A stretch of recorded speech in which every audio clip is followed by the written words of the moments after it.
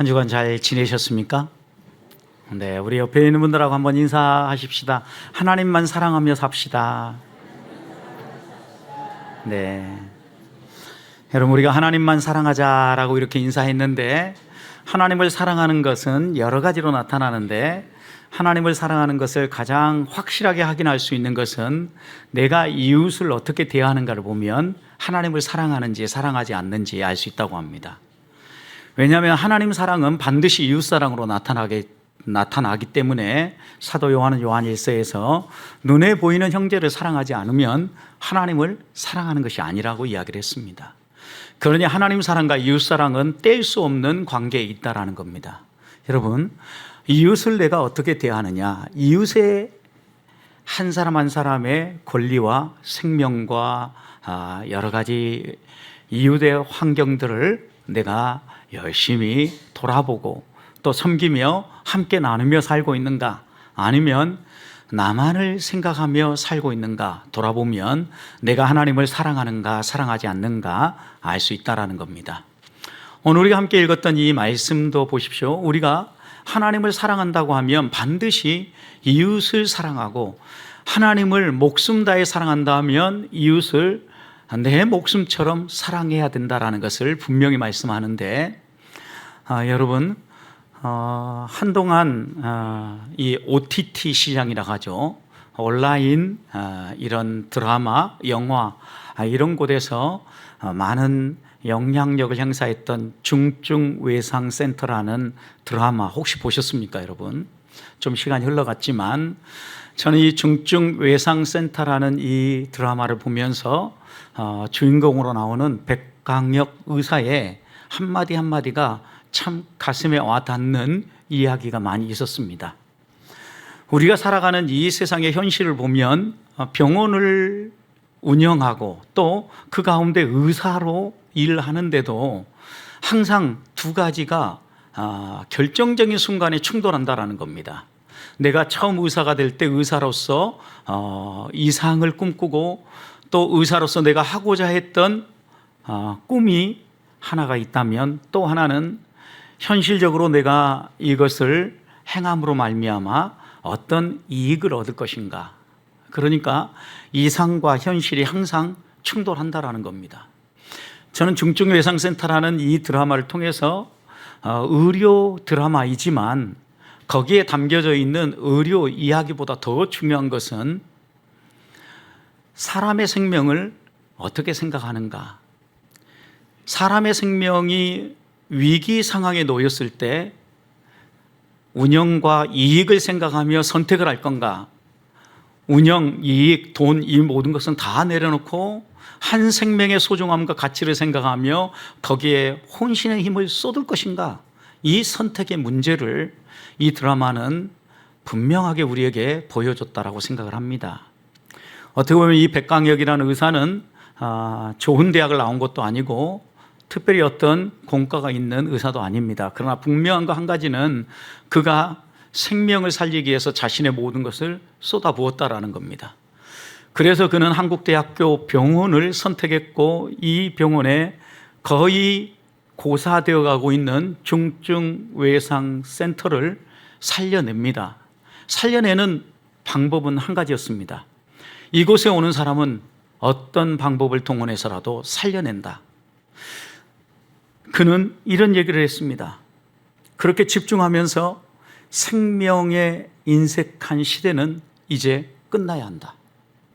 생명에 대해서 인색한 시대, 주판 하나하나 계산하면서 이것이 득이 될 건가 실이 될 건가 이거 생각하면서, 중증예상센터가 사람을 살리긴 살려도 오히려 병원 운영에 마이너스가 되니까 서서히 그냥 고사되어 가도록 만들어버리자 라고 생각을 하는 운영하는 사람들, 그리고 병원을 관리하는 사람들의 이 민낯과 싸우면서 어떻게 해서든지 이 중증외상센터를 살려내려고 몸부림치는 백강혁 의사의 이 마음이 돋보였던 드라마입니다. 우리나라는 세계 경제 10위 안에 들어가는 경제 대국이 되었습니다. 잘 사는 나라가 되었습니다.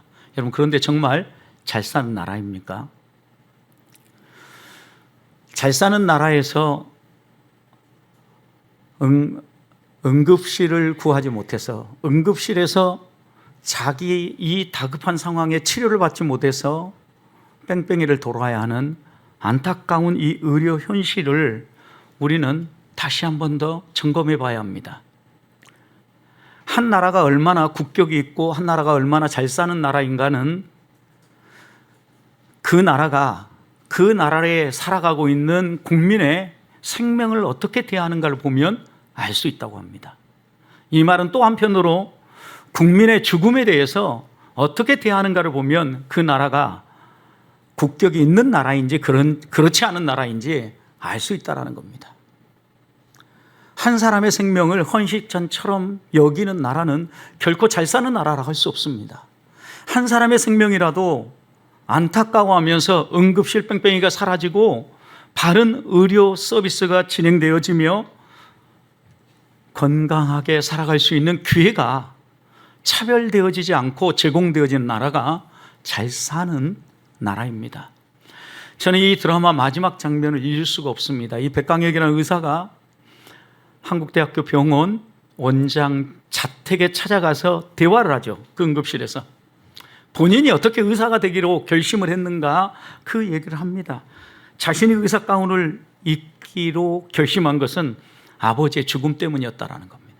근데 아버지의 죽음 때문에 의사가 되기로 마음을 먹었는데 여러 병원이 있지만 그 병원 가운데 한국대학교 병원을 선택한 이유는 그때 아버지가 중증 외상을 입어서 병원에 도착했을 때 그 아버지를 살려내기 위해서 고군분투하고 모든 에너지를 쏟아부었던 그 의사 때문이었다라는 겁니다. 근데 그 의사가 바로 그 당시에 병원장이 되어져 있는 최고로 좋은 병원장입니다. 그러면서 이 백강혁 의사는 이렇게 질문을 합니다. 그렇게 혼신의 힘을 쏟아부으며 생명을 살리고 생명의 가치를 존중해 여겼던 그때의 그 의사는 어디로 갔습니까? 지금 당신의 모습은 어떤 모습입니까? 이런 반향을 자연스럽게 대화 속에 드러내 보여준 겁니다. 저는 그 드라마를 보면서 자연스럽게 제게도 반향이 하나 들려왔습니다. 너는 무엇을 위해서 지금 너가 걷고 있는 그 길을 걷고 있는가? 너는 목사답게 살고 있는가? 또 다르게 표현하면 너는 하나님의 부르심에 응답한 성도답게 성도의 길을 걸어가고 있는가? 라는 질문입니다. 사랑하는 성도 여러분, 여러분 성도답게 성도의 길을 걸어가고 있습니까? 성도라면 마땅히 어떻게 살아야 합니까? 서로 인사를 나눴던 것처럼 누구보다도 하나님을 사랑하는 사람이 성도입니다. 하나님을 사랑하는 사람은 또한 동시에 이웃을 사랑하는 사람입니다. 이웃을 사랑한다라는 것은 이웃의 생명을 존중해 여길 줄 알고 그 생명의 존엄함을 아름답게 살려내는 사람입니다. 오늘 12절을 보십시오. 사람을 쳐 죽인 사람, 이 사람 어떻게 하라는 겁니까? 반드시 죽이라고 이야기를 합니다. 이것은 동형 보복법에 따라서 무언가 너에게 손해를 입힌 사람이 있다고 하면 눈에는 눈, 이에는 이, 이렇게 보복해라, 이걸 가르치는 게 아닙니다. 여러분, 6계명을 떠올리게 하는 겁니다. 생명을 존중하라는 겁니다. 살인하지 말라는 것입니다. 한 사람의 생명이 귀하다는 걸 기억하면서 더불어 살아가는 생명을 존중해 여기는 이런 사회를 만들라는 하나님의 외침입니다. 언제부턴가 내가 생명의 주인이 되어지고 심지어는 자기의 생명만이 아니라 이웃의 생명도 자신이 마음대로 할 수 있다고 생각을 하고 주인 행세를 하는 사람들이 나타난 겁니다. 그러니까 묻지마 폭행을 하고 다른 사람의 생명을 하찮게 여기면서 생명을 해하는 이런 악한 일들이 우리 사회에 반복되고 있는 겁니다. 사랑하는 성도 여러분, 이런 일들을 우리 사회에서 마무리 짓고 어떻게 하면 하나님이 허락하신 이 생명의 존엄함을 살려내고 우리 주변에 있는 사람들과 함께 하나님이 허락하신 이 생명의 풍성한 열매를 맛보며 하나님이 기뻐하시는 삶을 살 수 있겠습니까? 오늘 첫 번째로 우리에게 교훈하는 것은 이웃의 생명을 너의 생명처럼 귀히 여기라는 겁니다. 12절 말씀을 다시 보십시오. 사람을 쳐 죽인 사람은 반드시 죽이라고 말씀하죠. 여러분, 사람을 죽인 방법에 대해서 얘기합니다. 여기 쳐 죽였다, 때려서 죽였다라는 겁니다. 여러분, 사람을 때려서 죽인다라는 것은 쉽지 않은 일입니다. 여러분, 어느 정도 때려야 사람이 죽을 것 같습니까? 사람마다 경우에 따라 다르겠죠. 또 때린 위치가 급소냐 아니냐에 따라서 몇 대 만에 죽는 사람도 있지만 그러지 않은 사람도 있겠죠. 여러분, 그런데 쳐 죽인다라는 것은 단순 폭행이 아니라 이 사람이 죽을 때까지 과도한 폭행으로 한 사람의 생명을 빼앗는 행위를 말하는 겁니다. 18절과 19절도 보십시오.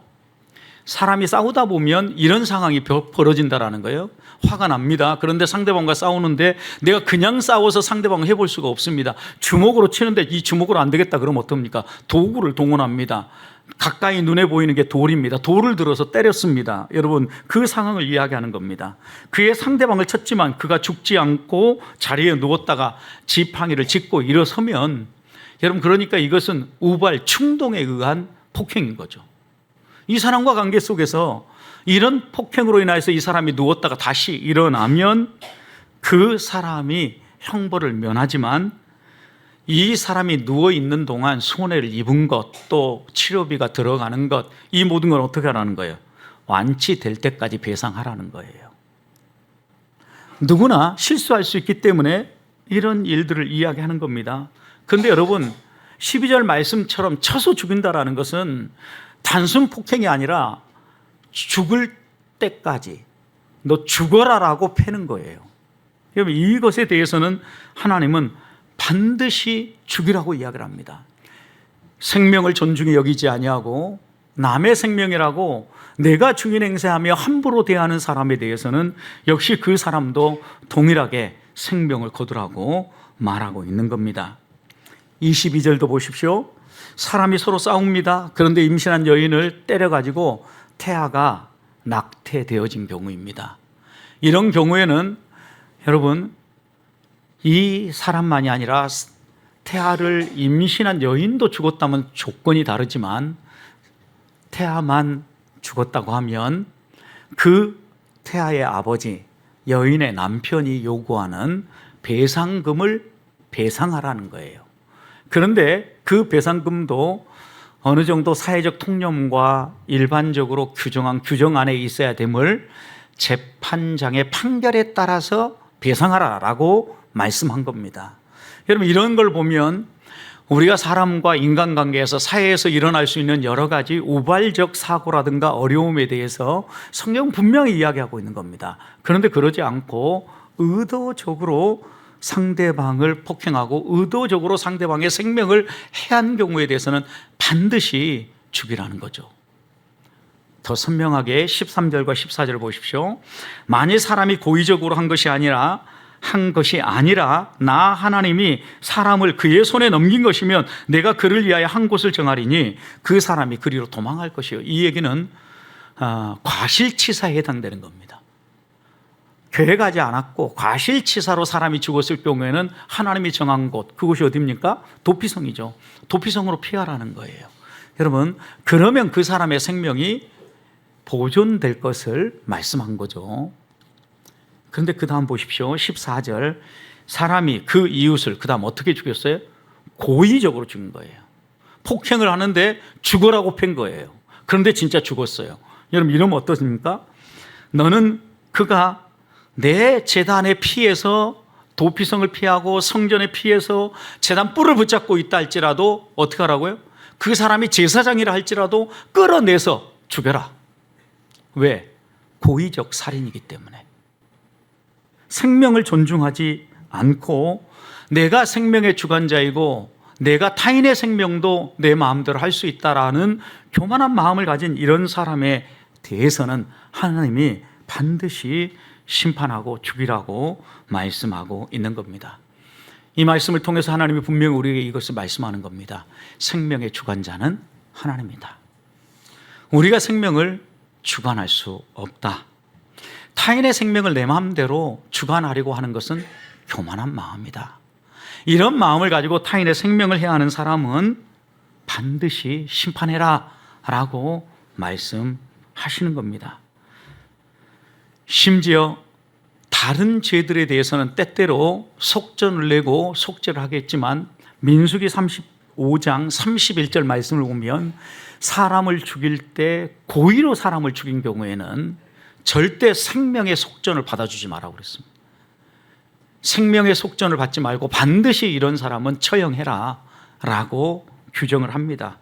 그만큼 생명을 존엄하게 대하고 생명을 귀히 여기라는 당부입니다. 사랑하는 성도 여러분, 우리가 이 땅을 살아가면서 생명을 귀히 여기는 방법이 무엇입니까? 내 생명이 소중한 것처럼 이웃의 생명을 소중하게 여기는 겁니다. 하나님을 사랑하듯 이웃을 사랑하는 것입니다. 그래야만 생명을 존중히 여기는 마음이 살아나는 것입니다. 우리의 마음과 우리의 생각을 모아서 타인의 생명을 내 생명처럼 귀히 여기면 함부로 대할 수가 없습니다. 그도 나와 동일한 피조물이고 하나님이 사랑하는 사람이라는 것을 마음에 새기면 이웃을 존중히 여길 줄 알고 이웃에게 피해를 입혔다고 하면 회개하고 입힌 피해에 대해서 보상하고 또 바른 관계를 맺어가기 위하여서 우리의 삶을 다듬어야 할 것을 말씀한 겁니다. 한 주간 내 생명이 소중한 것처럼 이웃의 생명을 소중히 여기며 살아가는 성도들이 되시기를 주님의 이름으로 축복합니다. 두 번째는 15절 말씀을 보십시오. 부모를 공경하는 것을 이 생명을 존중히 여기라는 본문 안에 담았습니다. 부모를 존중하고 공경하는 것은 생명을 존중히 여기는 것이다 라고 얘기하는 거죠. 여러분, 또 다른 말로 표현하면 이걸 역으로 얘기하면 부모에게 함부로 대하는 사람은 생명을 경시하는 사람이다 이렇게 이야기할 수도 있는 본문입니다. 그래서 15절 보십시오. 자기 아버지나 어머니를 치는 자는 반드시 죽일지니라. 12절에 치다라는 단어가 똑같은 단어인데 여러분 12절에서는 쳐서 죽인 자입니다. 근데 여기 15절에서는 그냥 치는 자입니다. 여러분, 그러니까 부모를 치는 것은 다른 사람을, 이웃을 쳐서 죽인 것과 똑같은 죄라는 거예요.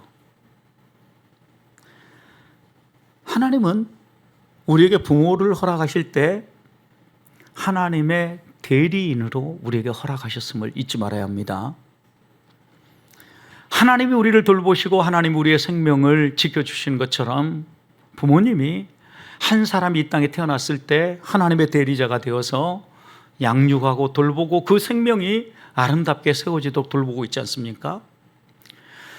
그런 점에서 우리의 부모는 하나님의 대리 통치자라고 해도 과언이 아닙니다. 그러니 하나님은 부모를 치는 사람은 하나님을 치는 것과 동일하고 부모에게 해코지를 하는 것은 하나님을 도전하는 것과 동일하게 판단하시는 것을 잊지 말아야 합니다.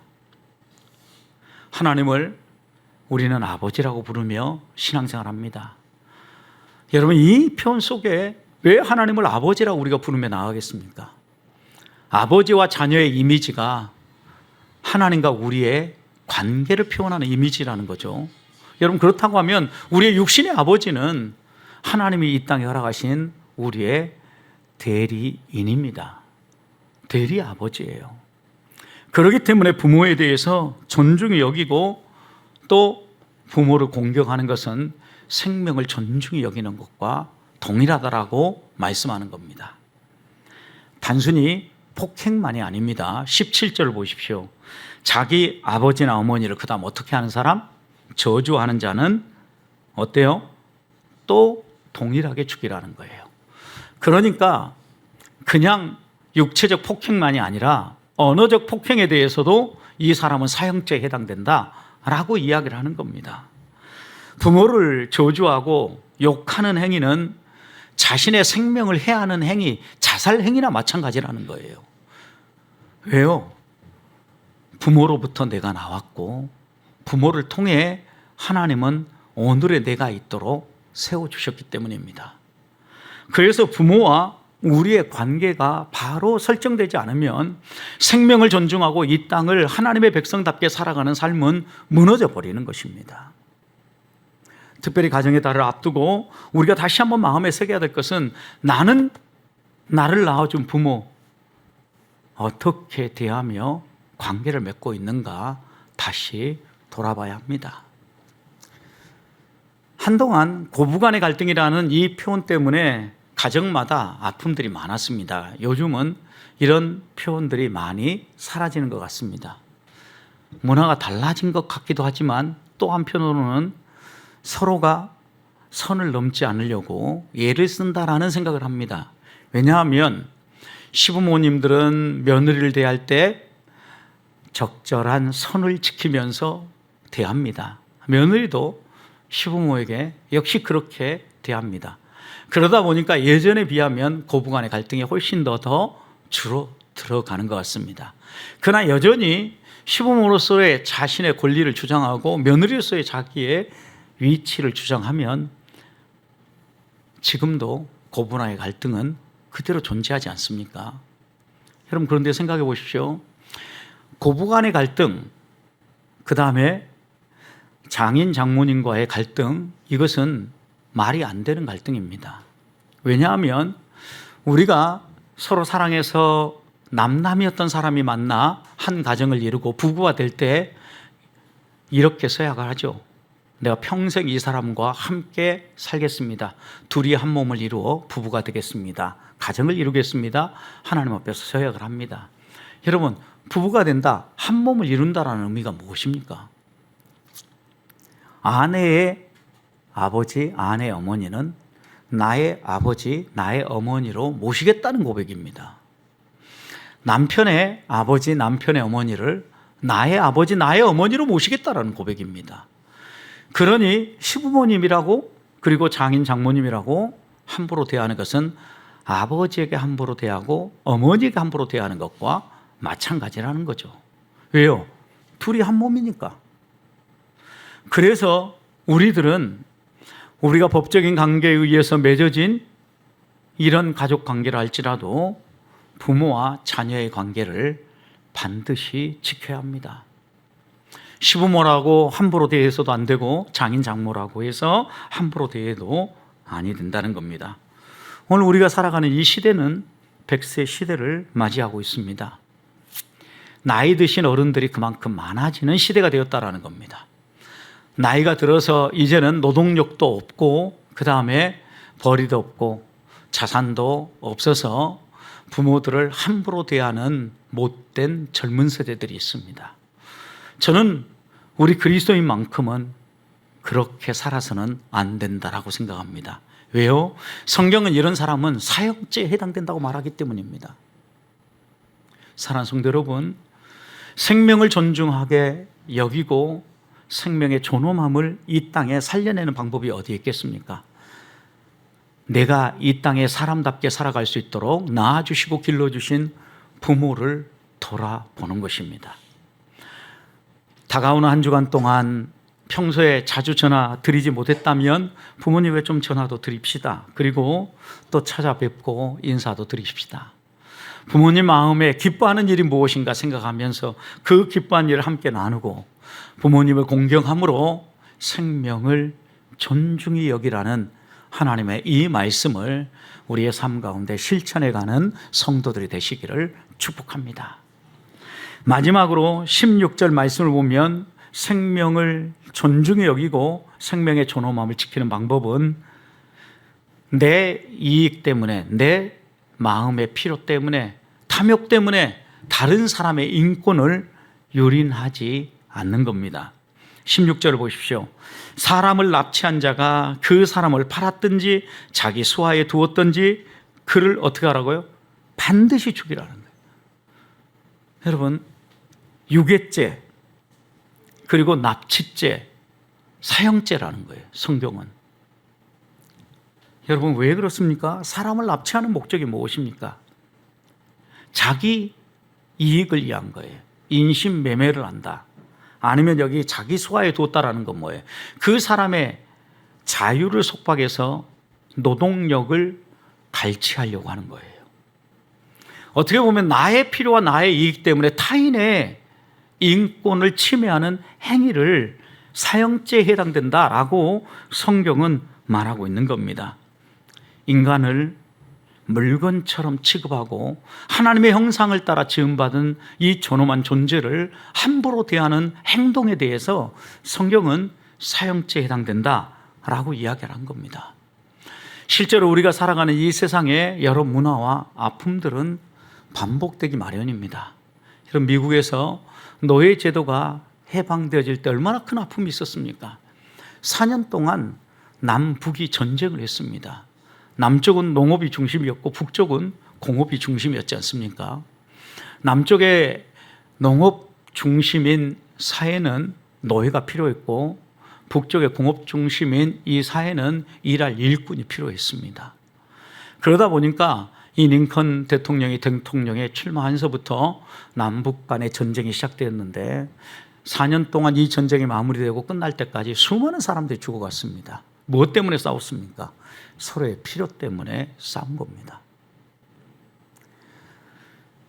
마지막 전쟁이 마무리되어지고 온전한 노예 해방이 선언되어졌을 때 이제는 두 사회가 통합되어져야 되는 이런 과제가 남아있음에도 불구하고 링컨 대통령은 암살되어서 역사의 뒤안길로 사라지게 됩니다. 안타까운 일이 일어난 거죠. 이건 역시 도대체 상대방을 인정하지 못하는 사람들의 이 악한 마음, 나의 필요를 채워주지 않고 나의 필요에 손해를 입히는 사람이라고 생각하니까 이런 행동들이 나오게 된 것입니다. 성도 여러분, 하나님은 이 땅을 살아가는 우리들에게 옆에 있는 한 사람 한 사람이 하나님의 형상을 따라 지음받은 하나님의 소중한 피조물임을 인정하고 살라고 말씀합니다. 여러분, 그래서 우리들의 사람과 관계에서 분노가 끓어오르고 또 그 분노의 실수로 다툼이 생기고 치고받는 싸움이 생긴다 할지라도 그때 상대방이 죽도록 패면 안 된다라는 겁니다. 상대방의 생명을 존중히 여겨야 합니다. 내가 돈을 좀 더 벌고 나의 유익을 믿기로 해서 상대방의 인권을 침해하고 내가 더 많이 얻고자 상대방을 속박하는 것, 악한 행동입니다. 사형죄에 해당됩니다. 오늘 우리들도 여러 사람들과의 관계 속에서 상거래를 하고 관계를 맺으며 이 땅을 살아갑니다. 그런데 이렇게 살아갈 때 설령 그 사람이 내 수하에 있다 할지라도 내 마음대로 하면 안 된다라는 겁니다. 인권을 무시하면 안 된다라는 걸 이야기합니다. 20절, 21절 보십시오. 사람이 매로 그 남종이나 여종을 쳐서 당장에 죽으면 반드시 형벌을 받으거니와 그가 하루나 이틀을 연명하며 형벌을 멸하니 그는 상전의 제사입니다. 그 당시 문화에 대해서 그대로 반영한 표현입니다. 설령 나의 재산이고 내 수하에 있고 내가 관리하는 사람이라 할지라도 어떻게 하면 안 돼요? 매질을 하는데 바른 길로 가도록 훈계하기 위해서 매질을 하는데 당장 그 자리에서 죽도록 매질을 하면 안 된다라는 거예요. 바로 잡아주되 그 사람이 바른 길을 갈 수 있도록 지도하는 건 필요할지 모르지만 악의를 품고 살의를 담아서 매질을 하면 안 된다라는 것을 분명히 얘기하는 거예요. 넘지 말아야 될 선이 있다라는 거예요. 여러분, 우리가 인간관계에서 넘지 말아야 될 선을 넘는 순간 생명을 존중히 여기는 이런 문화는 사라지고 이 세상 가운데 교만하고 내 마음대로 이 사회를 움직이려고 하는 악한 습성들이 자리 잡게 된다라는 말씀입니다. 우리의 이익이 소중한 것처럼 이웃의 이익도 소중합니다. 내 몸이 귀한 것처럼 이웃의 몸도 귀합니다. 하나님이 원하시는 삶은 더불어 함께 살아가는 사회입니다. 그래서 오늘 다시 한번 우리들에게 말씀하시는 분명한 교훈은 생명의 주관자는 하나님이다. 그리고 그 생명은 존엄한 것이다. 너희가 너희 마음대로 함부로 대할 것이 아니다. 생명을 존엄하게 대하는 것은 이웃의 생명을 너의 생명처럼 생각해라. 부모를 공경하는 것이 생명을 존중하는 것이며 너의 이익 때문에 이웃을 함부로 대하는 것, 이것은 생명을 경시하는 것이다 라고 말씀하는 겁니다. 오늘 이 말씀의 마음에 새기면서 한 주간 동안 살아갈 때 이웃을 존중히 여기고 생명을 귀히 여기면서 하나님이 원하시는 사회를 만들어가는, 하나님 뜻에 합당한 삶을 살아가는 주의 자녀들이 되시기를 주님의 이름으로 축복합니다.